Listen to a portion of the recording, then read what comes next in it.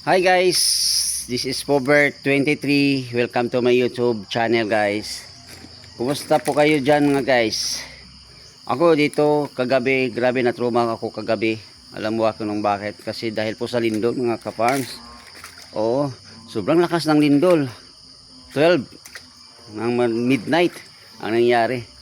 So, natakot po ako mga ka-farms kasi yung bahay namin talaga uga na uga. Grabe ang lakas, 5 point something yata yung lakas niya.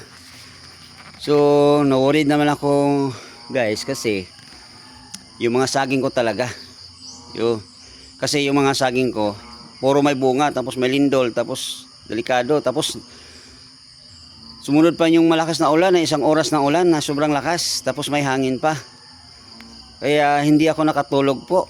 Oo, grabe talagang nainis ako o na worried ako. Sobrang nag-alala po ako sa mga tanim ko, no. Tingnan niyo yung mga tanim ko. May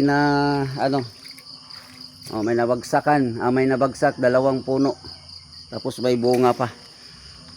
May bunga pa mga ka-farms. Ito naman ang nangyari sa lupa o sa anuhan ko. Sobrang daming tubig. Diba? Hanggang tuhod. Oh.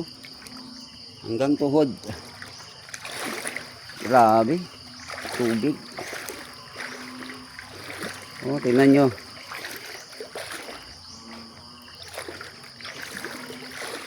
Oh, grabe mga ka-farms. Hindi ko talaga inasahan, no, na ganito mangyayari kasi first time ko po nangyari na malakas yung lindol sa amin. Simula ako nagiging 47 years old na po ako. Ngayon lang ako naka-experience ng lakas ng lindol. Akalain nyo guys, nanginginig po ako kagabi. Oo.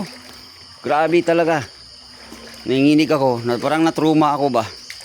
Tapos yung ulo ko, sumasakit yung ulo ko kasi tinitingnan ko yung bubong namin, talagang uga na uga. Tingnan mo, oh. Dumiretso itong tubig. Yung galing dyan. So, sobrang lakas talaga yung, ang dami talagang tubig.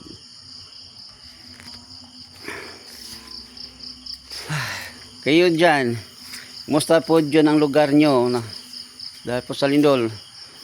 Yung sa Northern Visayas, no, sa Bugo, shout out, no. Daming nabubuwal dyan, lalo na simbahan dyan sa Dan Bantayan, no. Sana maging sipo kayo ang lahat dyan. Hanggang ngayon nanginginig pa ako, iniisip ko yun. Grabe, hindi ko kakalain na ganun mangyayari, ganun kalakas na experience ko. Sana po maging safe po kayo dyan, no? At kami naman dito po sa awa naman ng Diyos okay na naman po, pero yun nga nagbigay ng trauma sa amin ng pamilya di sobrang lakas. So dito po ako sa sagingan ko, nagche-check po lahat ng mga baboy ko dito mga ka-farms, nagsitayuan kasi sobrang lakas talaga yung lindol, no. So sige mga ka-farms, mga ka-YouTube channel, welcome back, no. Salamat po sa panonood nyo. Sana suportahan nyo po ako sa YouTube channel ko, no, Pobert23 vlog. Thank you for watching. God bless us all guys. Bye bye.